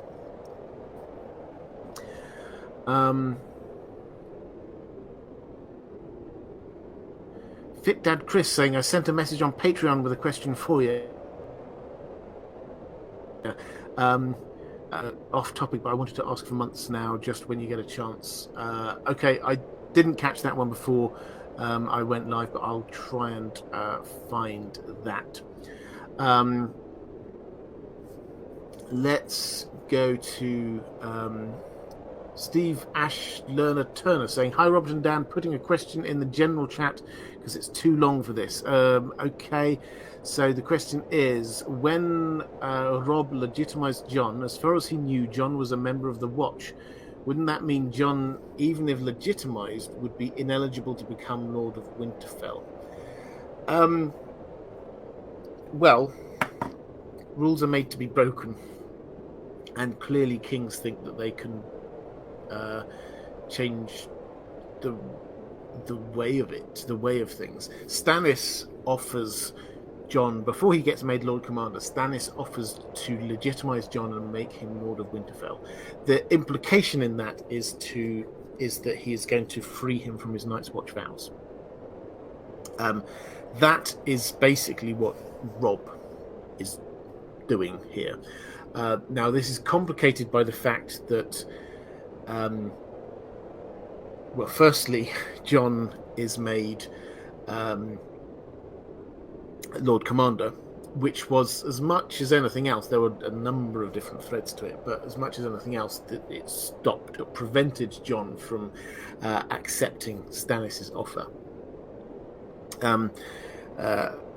But also John is going to be dead. So we don't know when the information comes to John, but he will be freed from his Night's Watch vows. And I suspect the exact reason why he's free, yes, we all know the technical get around that he died, and the Night's Watch oath is until his death. So if he died and then comes back, he's free from it. Also, clearly, it's possible to for a king to free somebody from their Night's Watch vows. With Maester Aemon, when he was a maester, he was offered the Iron Throne. Some lords wanted him to become king, and clearly they didn't think this was a problem. Yeah, he was a maester, which should mean that he's disavowed absolutely everything, but you can just overrule that if you want to.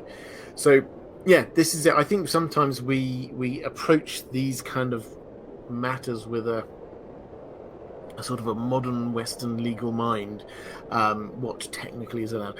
Kings can do what they want, and if a king says, "I'm legitimizing you, I'm getting you out of the Night's Watch, I'm doing this," then that's what's happening in that realm.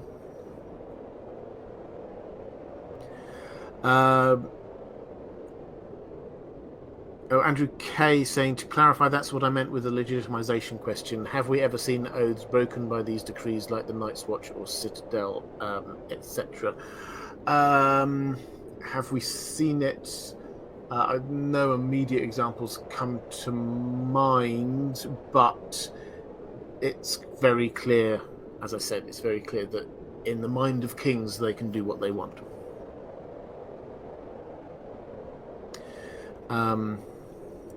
Right, let's go to Catherine Furseth saying, "Hi Robert, House Umber is interesting because it's the northernmost located house on mainland Westeros. How do you think this affects the temperament and understanding of history that this house has? Being so close to the wall, they're closer to and more often in contact with the wildlings, for example, and more affected by raids from them. But do you think they are perhaps also more like wildlings in culture than other houses? It is said that House Umber helped the Starks to defeat the brother kings beyond the wall, Gendel and Gorn, far back in history. What does this tale tell us about the Umbers?" I think I covered Gendel and Gorn a little bit ago.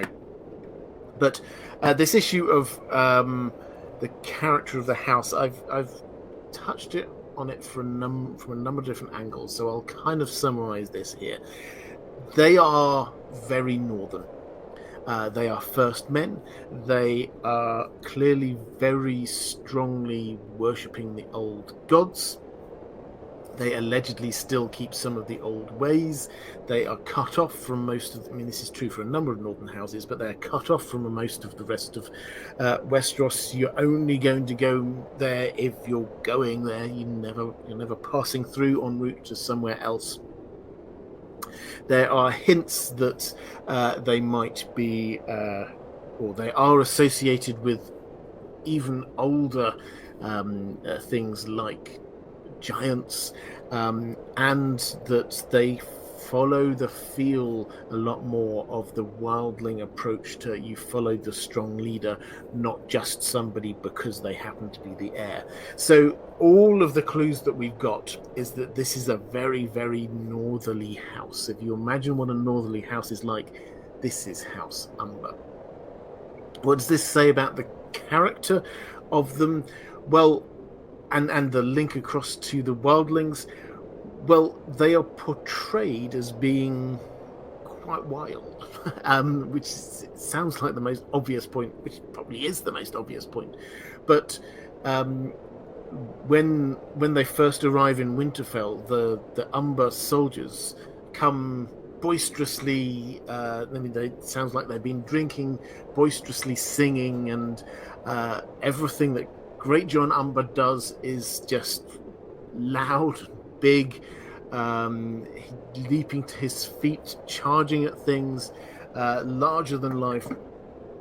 Their hair, huge beards, the height makes them stand out. They are wild. That's how they are. Not as wild, perhaps, as Skagos, the island that is actually not that far from them, or perhaps the wildlings north of the wall, but they have got more of that to them than most of the other houses in the north. Rabab Assen saying, John is no Stark, better to have a dragon at the wall. No. Yeah, people don't know this, is the first thing. And secondly, I think Stannis, people will come around to Stannis's idea on this one. I suspect that the first thing that is needed is for the North not to be at loggerheads. The North needs to be united, or you'll never be able to confront the threat from the others. So that's the first point. Get everybody united behind someone, then you can focus on the North. So yes, and then the other thing I would just very we'll look at House Stark maybe next week, but yes, the wall is this defensive line against the others, but the clues and hints are there that Winterfell is also from way back in time, that sort of time, and also is a significant part of the defense of the North and indeed the entire continent against the others. So it's not like Winterfell's just a castle. What we know of as Winterfell it's the Weirwood Tree, it's the Old Keep, and it's the crypts, crucially the crypts, I think. But we'll come back to that next time. Martin S. saying, yes, the king is probably, in modern political science terms, the legislature, executive, and judiciary all packed into a single person. Yeah, exactly. The king can do what the king wants to do. You said it far more eloquently than me, but that's basically what it is. Let's go to Commander Ray. The Umbers are a fierce and wild house, yet staunchly loyal to House Stark. In the show, Small John Umber chooses the Boltons because John let the wildlings settle the gift. Do you think something similar might happen in the books, or will the Umbers remain loyal to the Starks? And do you think the Umbers will be wiped out like they were in the show? Well, the Umbers are partly wiped out already. Their army has been wiped out. I've covered already the issues of the Umber loyalty. I think it's pretty clear that they are pretending to, at least half pretending, to fall in line with the Boltons, but in reality they're not. They're plotting and conspiring to bring the Boltons down. Will they all be destroyed?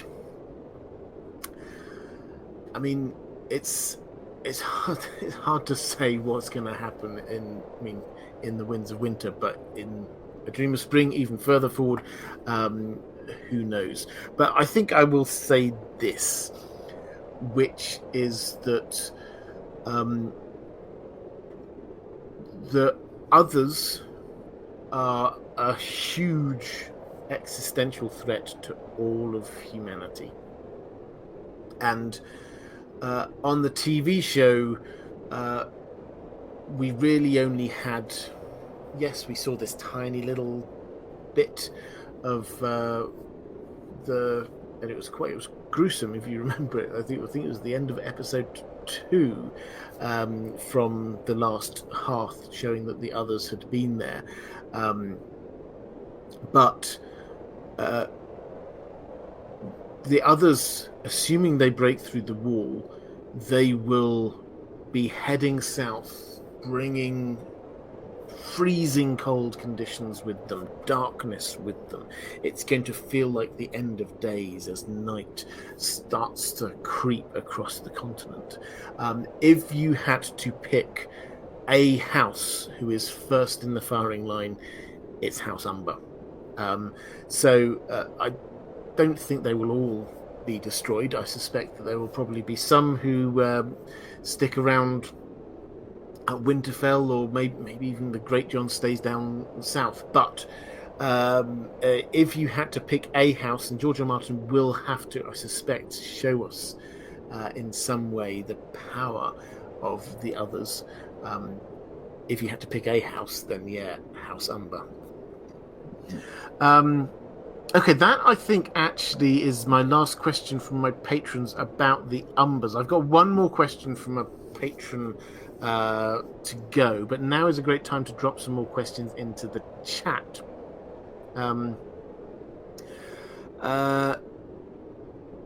Andrew K asking, will we come back to the Dustins, Carstarks and Glover types soon after the House Stark stream? Yeah, so I think I haven't decided exactly what I'm going to be covering. I don't want to do every house in the north, so I will have to draw the line at some point. I obviously do want to do House Stark. Maybe what I will do is cover the rest of the north in a live stream. So maybe cover the Dustins, Carstarks, Glovers, and pick your own house rights, well, whatever. All of the rest of them in another one. So let me know in the chat what you think about that, because as I say, I don't want to, and I think that there's a law of diminishing returns here in terms of how much value people will get from me looking at increasingly small and slightly irrelevant houses. I'm keen to move on to the rest, not just talking about the north, but move on to the rest of Westeros as well, looking at some intriguing houses elsewhere. All the rest of it, Andrew. Yes, we can call that one. Let's go with last question from my patrons. This was Lady Pushkins. Hi there. Saying, good evening, Robert. Sorry, off topic, but how does the Westerosi calendar work? Is it moon counting? How do you know when your name day is, as in the day or month? Okay, so very happy. Just a little factual nugget here. Yes, it's done as far as we can tell. George R. Martin doesn't talk about dates and things all that much, it has to be said. So the clear implication is that it's not seen as important. But yes, so he has said very clearly on a number of occasions that the Planetos year is exactly the same length as a year here. And yes, the seasons are out of balance, but they mark the year regardless. So one revolution of their sun, effectively. And that is then split into moon turns.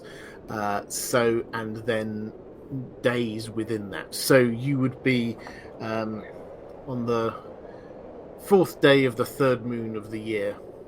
That's your name day, or whatever. So that's the way that they work it. They don't, as I say, he doesn't get into this hugely, which I don't know. I've always found a little bit of a gap in his world building, because clearly the seasons being out of balance is so significant in the backstory here.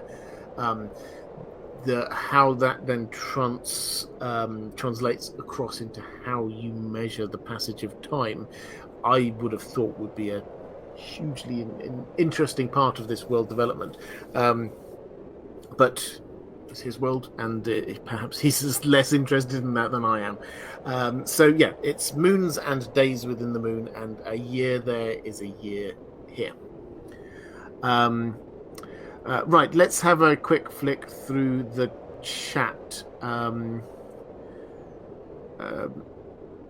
So Agreed Weirwood saying, if they have 365 days, then 13 months of 28 days matches the moon and a leap day for the rest. Yeah, quite possibly. Is to say he doesn't give us these details.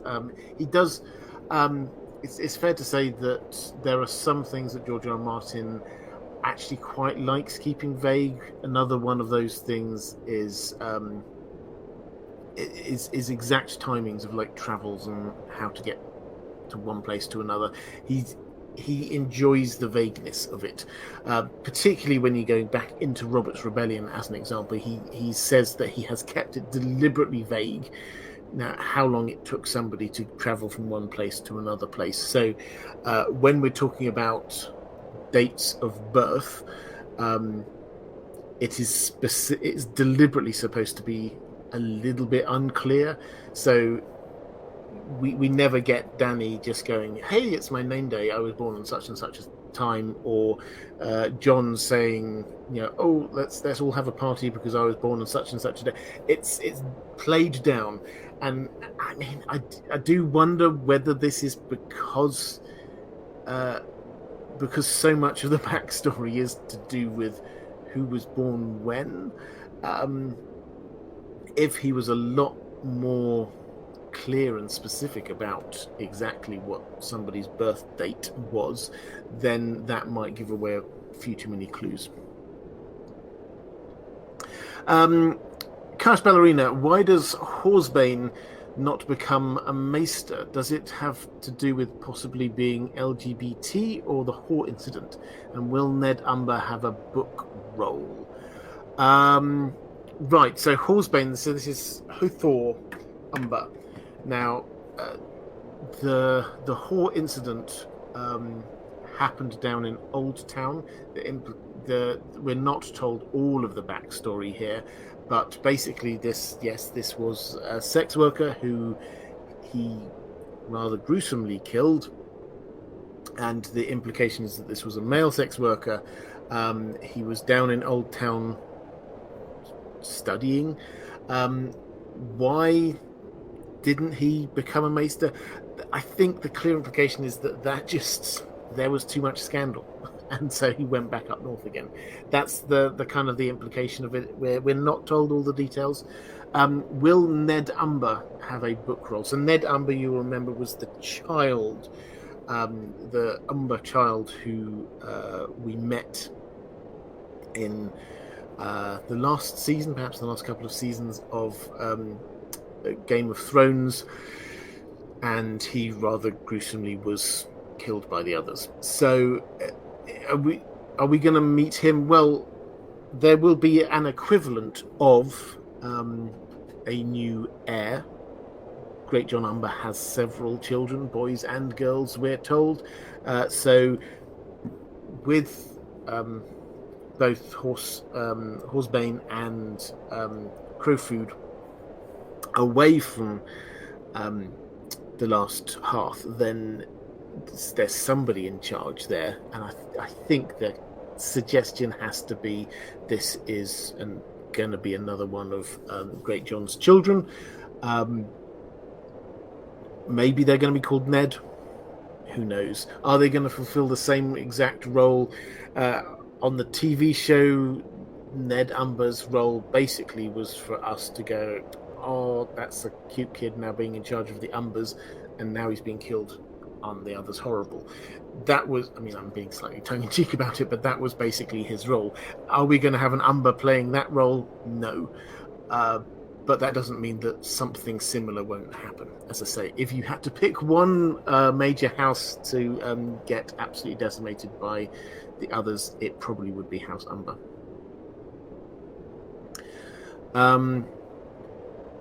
Chaos Ballerina, is the Great John naming Rob king what ultimately killed him? I mean, in a way you could say that, but at the same time, even if he hadn't been named king, he would still have been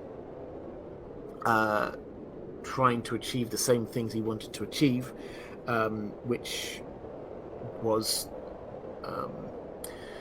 to get initially to get release of his father, but then also prisoner swap for Sansa and Arya while they thought Arya was alive, and to get some sort of degree of justice. If he had not been made king, I suspect that maybe he might have just returned home quicker, because the issue was that he wasn't just king of the North. We often think of him as being king of the North, and that's what the Great John was calling him king in the North. But then the Riverlands lords also pronounced him king. So suddenly Rob was king of the North and the Riverlands, and so he couldn't just go back to the North and go, fine, that's it, we'll stay here then. He then had the Riverlands to be looking after as well. Could there be a link between the Horn of Joramun, Waking Giants, and the Umbers? Oh, interesting. So there is a link with the with Horns and the Umbers, it has to be said. Now, one of the Umbers, and I forget which one, when telling the tale of basically what happened there with the Night's King, he blew a horn, and so there's some imagery going on there. In terms of the legend, is that the Horn of Joramun will wake giants from the earth. Might that be the Umbers? My instinct is no. If you've watched this channel for a long time, you'll know that my working theory is that is actually connected with the Winterfell crypts. Maybe we'll talk about this when we talk about House Stark. I've done a video on it somewhere, but if you there's too much detail to go into right here and right now, but the statues in the Winterfell crypts are giant size. They're never really said as much, but then whenever you just actually see the descriptions of them, they're looking down on people. Eye height appears to be, only part way up the body. These are huge statues, and so these, I think, those are the giants from the earth rather than House Umber.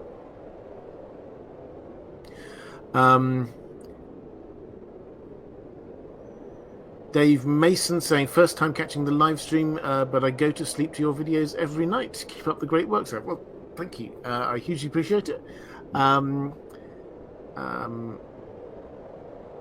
Quick flick through. Kelly Summers saying, if he hadn't been made king, he might have been able to ally with Stannis more easily. Yeah, that's definitely true. Andrew K saying, speaking of the Umbers, the current state of the North is probably my biggest frustration, waiting for the Winds of Winter. George R. R. Martin needs to put things right. Yeah, I know that feeling. It's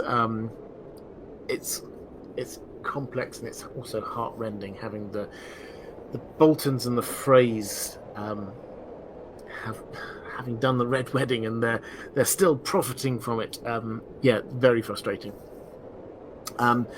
Okay, I think with that, let's start talking about what's coming up next on the channel. So next week I will do House Stark. We've been sort of pushing that back a few weeks, but let's do House Stark next week because that obviously links all of the northern houses. The week after that, probably, as I say, I finished my re-listen through A Storm of Swords, and I'll probably try and get Aziz from History of Westeros, who, when I was doing my reviews of the first 2 books in the series, had him on for the live stream, and I know a lot of people really appreciated that, just chatting through not just what happens in book 3, but also the kind of the themes, the character arcs that we've got going on, and just trying to break that down. It's always good to have a slightly different voice, so you get a different perspective on things, not just what I'm thinking, but what others think. And Aziz has been in the fandom for a very long time, and so he also will be able to bring voices from even wider. So that's probably going to be in a couple of weeks' time. Then we'll finish off the North. Then we're getting to Christmas. Anyway, on the main channel, we've got lots of videos coming up. As I say, we've got the Rob's Will. That one is going to be coming up, and also a video that I wrote very quickly, but people have asked this quite a few times, so I thought I'll just do a video on it. Does Stannis actually believe in the Red God? Does he believe that he is Azor Ahai reborn, come again? Or is he just using this as a front? I think there's a clear answer on this one, so I've put that one in a video. So that video is going to come in a week or two's time. But okay, this is rounding off for this time. We'll be back same time next week looking at House Stark. So thanks everyone. Thank you moderators. You did a fantastic job as always. If you are watching this back a bit later, somewhere around here will be appearing a link to more live streams if you'd like to watch some of them, and appearing somewhere around here is a link to my Patreon page, which is the best way to support this channel if you wish to do so. That's all for this time. Take care everyone. I will see you again soon.